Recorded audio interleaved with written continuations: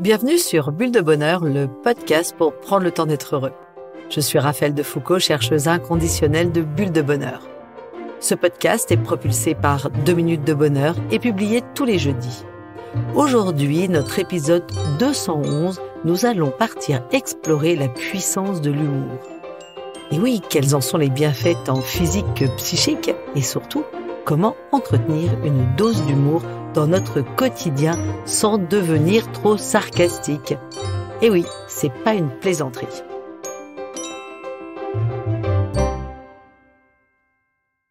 Alors, j'ai envie de raconter aujourd'hui l'histoire de Adrien et Émilie que j'ai vu il y a pas très longtemps. On discutait sur la gestion des conflits à table avec les enfants.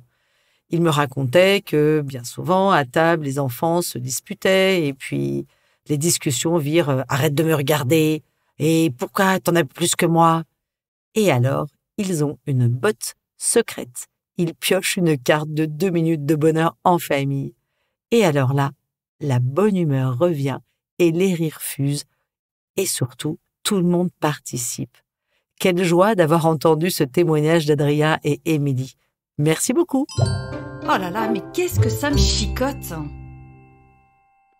À quand remonte mon dernier fou rire à en pleurer et à en avoir mal au ventre? Quoi qu'il en soit, dès que j'y repense, un sentiment de joie et de bien-être s'installe. Mon patron a toujours le don pour ajouter une petite note d'humour lorsqu'il nous annonce de mauvaises nouvelles.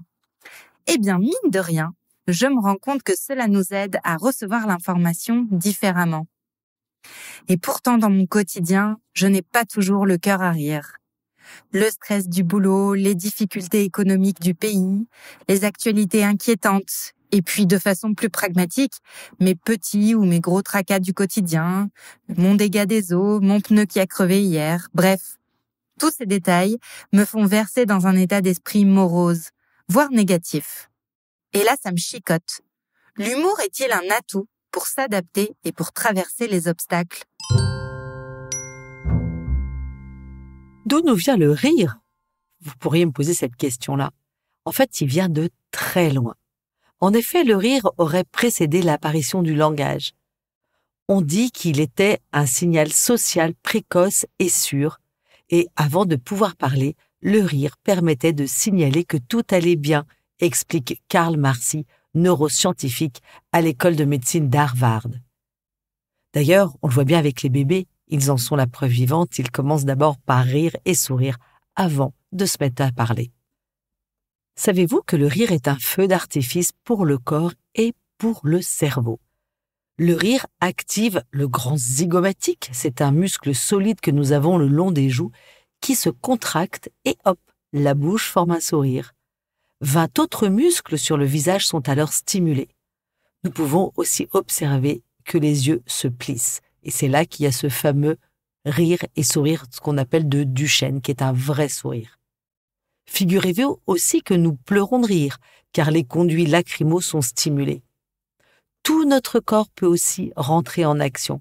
On se tape sur les cuisses, on bouge le haut du corps, en avant, en arrière, on secoue les mains. C'est ainsi que nous rentrons en relation avec notre entourage.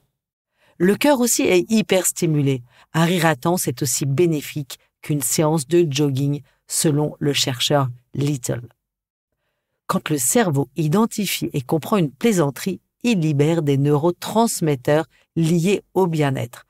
Dopamine, sérotonine et endorphine, un vrai cocktail. Leurs effets sont bénéfiques pour l'ensemble du corps. Ils soulagent la tension, augmentent l'activité des cellules immunitaires, améliorent le flux sanguin. Ils aident aussi à réduire le stress, à détendre les muscles et diminuent les risques cardiovasculaires. Vous l'avez compris, le rire provoque tout un tas de bienfaits pour la santé. Dans un article paru dans The Conversation, Janet Gibson confirme cette idée. Le professeur de psychologie cognitive au Grinnell College dans l'Iowa y montre en quoi l'humour est aujourd'hui vu comme un atout pour la santé mentale. Être capable de faire rire autrui permet de distribuer un peu de bien-être autour de soi. Une pointe d'humour dans la vie quotidienne favorise le rapprochement entre les individus et réduit le stress. Avant de détailler tous les effets positifs du rire et de l'humour que nous décrit la psychologie positive de Seligman, impossible de mettre quand même de côté l'humour, mécanisme de défense. C'est une stratégie bien défendue par les Freudiens. Il est vrai que certains d'entre nous utilisent l'humour pour éviter de traiter sérieusement des questions importantes.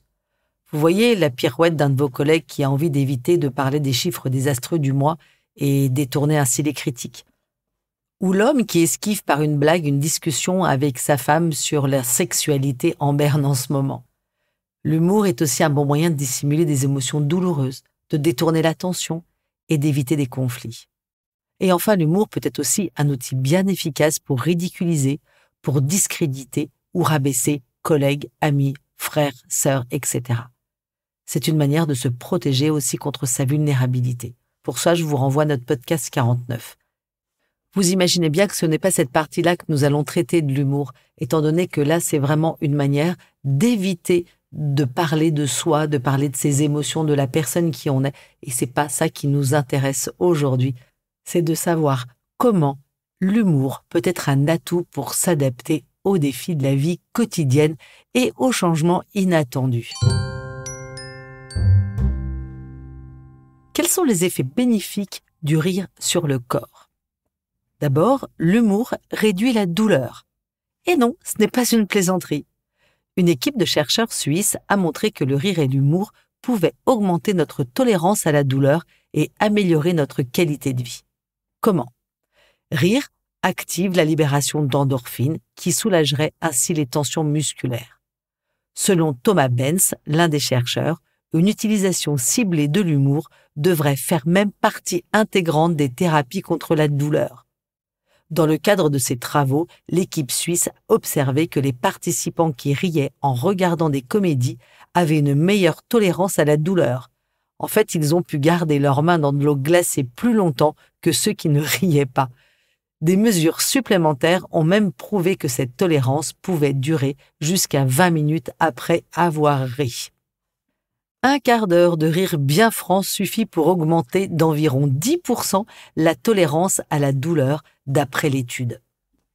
La prochaine fois que vous tombez, pensez à regarder une vidéo avec un bon gag. Pensez aussi à la regarder en groupe, parce qu'on sait, d'après cette étude, qu'une crise de fou rire ou un éclat de rire survenant rarement seul, la présence d'un groupe semble déterminante pour déclencher le bon type de rire qui libère dans le cerveau les endorphines. Le rire franc implique lui aussi un exercice musculaire involontaire et répété, au cours duquel on expire de l'air sans reprendre son souffle. L'épuisement dû à cet effort soutenu entraînerait donc la production d'endorphines, selon les chercheurs. Savez-vous que l'humour a également la capacité de renforcer notre fonction immunitaire en augmentant le taux d'anticorps présents? Il permet entre autres de lutter contre les maladies des voies ORL, les maladies cardiovasculaires, les maladies chroniques ou même la déprime. Le rire améliore notre quantité de lymphocytes T et de cellules NK. Vous savez, c'est ces petites cellules tueuses naturelles. Un bon moyen pour combattre nos microbes et virus envahisseurs pour nous garder en bonne santé. Troisième bienfait pour le corps, l'humour est un puissant antidote contre le stress. En riant, le corps sécrète des endorphines qui sont ces hormones qui réduisent le stress. Ça permet d'un point de vue musculaire de détendre nos muscles et d'oxygéner notre cerveau, ce qui favorise la relaxation et la détente générale. Lorsque vous plaisantez, plutôt que encaisser avec gravité une situation, vous vous dissociez des problèmes qui vous taraudent. Vous prenez du recul et, ce faisant, vous mettez de la distance entre vous et vos soucis, ce qui, en fin de compte, pourra vous aider à y voir plus clair. Un élément non négligeable étant donné qu'un stress chronique non traité peut entraîner une diminution importante de votre système immunitaire et augmente le risque d'attraper toutes sortes de petits virus et bobos pas forcément bien agréables à supporter. Alors oui, la meilleure chose à faire face à une situation anxiogène, c'est encore d'en rire. Ça me fait penser à un de mes boss qui, c'est vrai, quand nous étions dans des situations de délai un peu serrées ou dans des situations d'urgence, il avait toujours le don de détendre l'atmosphère avec une petite blague, donnant ainsi tout de suite l'impression de dégonfler ce ballon de baudruche. En tous les cas, ça me permettait de prendre beaucoup plus de distance. Parlons de l'impact de l'humour sur la performance au travail. Alors, le rire, c'est du sérieux? Eh oui, l'humour est un outil de cohésion et de socialisation. Il permet notamment de créer des liens. C'est particulièrement vrai dans la sphère privée, mais dans le monde professionnel, ça l'est tout autant. De nombreuses études menées par des institutions telles que la London Business School confirment l'impact positif de l'humour au travail. Le rire soulage le stress et l'ennui, il stimule l'engagement et le bien-être, ainsi que la créativité, la collaboration, la précision d'analyse et la productivité, explique Alison Woodbrooks, professeure à la Harvard Business School. Récemment, un groupe de scientifiques qui menait des recherches sur le bonheur au travail a fait une découverte étonnante. Regarder une vidéo humoristique a rendu les sujets de leurs expériences 10% plus productives, en mettant les collaborateurs dans une disposition d'esprit favorable et ouverte aux autres. Le rire est donc bon pour le moral et pour le travail. Depuis une dizaine d'années, de plus en plus d'entreprises s'intéressent à l'humour. Phénomène bien développé avec la prise en compte du bien-être au travail et des risques psychosociaux. De plus, utilisé judicieusement, il peut être un outil de management très intéressant. Il existe même des formations managées avec humour ou encore il y a des cours de yoga du rire. En effet, l'humour, ce n'est pas seulement raconter des blagues, c'est aussi un état d'esprit, une manière de créer des relations professionnelles avec recul et plaisir. Il est aussi prouvé que l'humour, par les émotions positives qu'il engendre, a un impact positif sur les individus, un impact positif sur le collectif et d'une façon globale sur la performance de chacun. Un petit tips, utilisez les cartes de 2 minutes de bonheur ensemble pour vos réunions d'équipe. Vous allez voir, c'est incroyable toutes les émotions positives que ça peut justement engendrer, le rire que ça apporte et combien ça soude l'équipe. Alors soyons quand même réalistes, vous le savez comme moi que le monde du travail ne rime pas toujours avec joie et bonheur. Et pourtant, l'humour s'avère être un bon moyen de désamorcer une tension ou de calmer une situation tendue. Philippe Laurent, coach et conférencier sur le bonheur, explique que l'humour ôte le plomb de l'ambiance, court-circuite l'atmosphère électrique et dédramatise la situation anxiogène. Il redonne de l'énergie à celui qui subit l'échec et relativise la faute du coupable. L'humour fait partie des habiletés sociales qui facilitent la vie en entreprise. C'est pourquoi, même en télétravail, par écrit, c'est important d'y penser. C'est un magnifique outil pour recréer du lien entre collègues. Alors quand on l'écrit, ne pas hésiter à y mettre quelques emojis car simplement les mots, de temps en temps, ce n'est pas suffisant. N'oubliez pas que le sens des mots, c'est seulement 7% de la communication.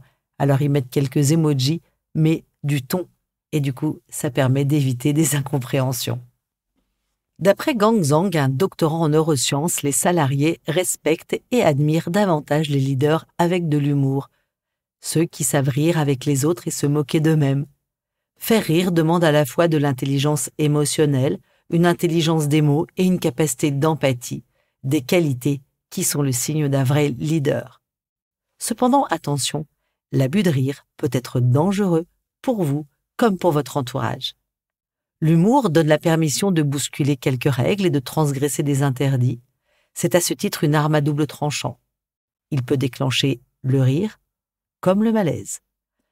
À l'image des bouffons d'autrefois qui pouvaient rire du roi sous couvert d'une bonne histoire, l'humour peut pousser les plaisantins à croire que tout est permis et oublier l'effet produit par leur trait d'esprit. Il y a des limites à ne pas franchir, comme l'humour de dérision de l'autre. Effectivement, l'humour est très subjectif car il peut gêner, il peut blesser. Trop utilisé, il peut faire perdre sa crédibilité sur le plan professionnel. Rappelez-vous, il convient donc de rire avec l'autre et non de rire de l'autre. Allez, je change de regard. Alors, comment cultiver notre sens de l'humour?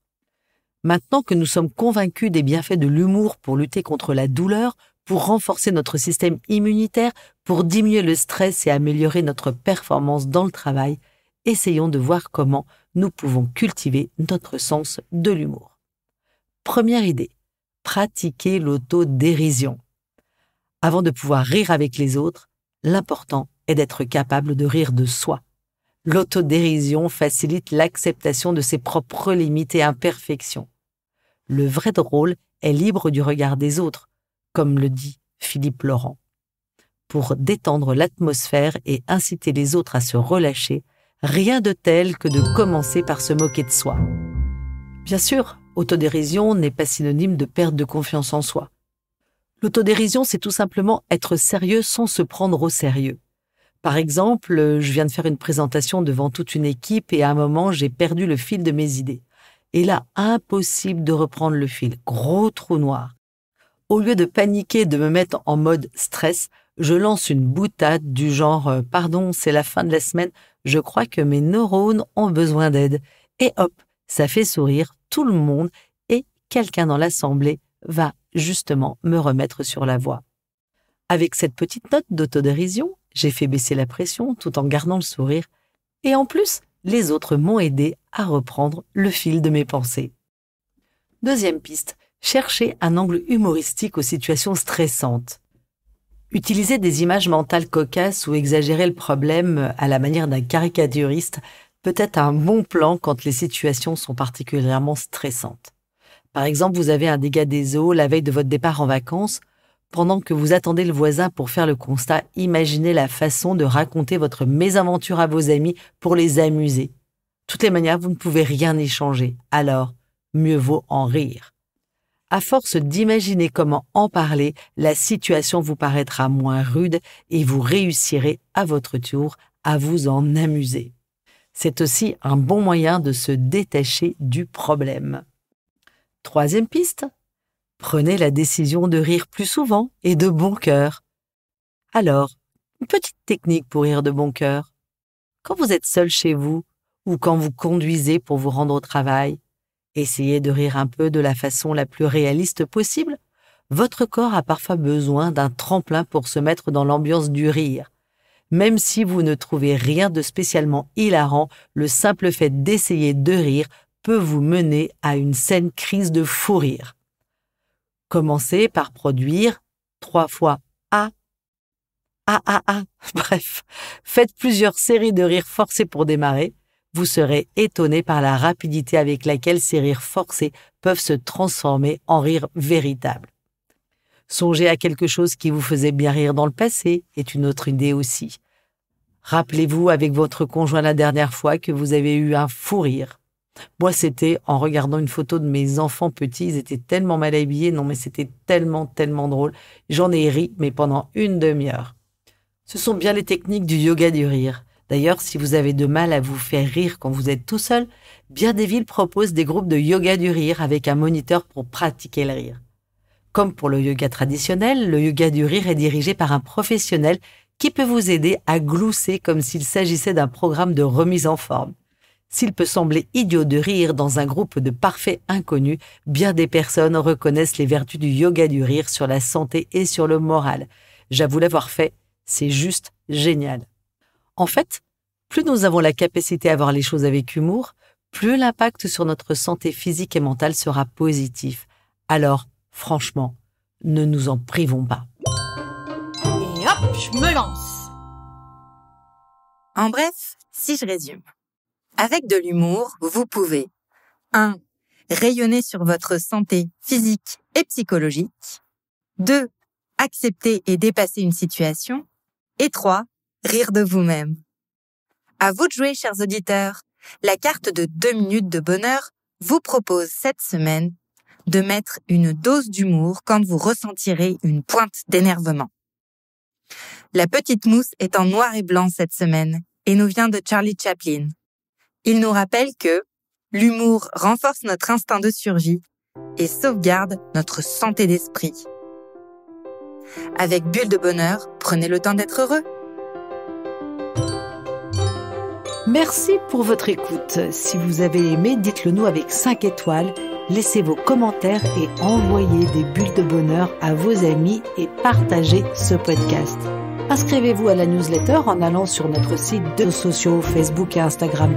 Il suffit de chercher 2 minutes de bonheur. Bulle de bonheur est proposée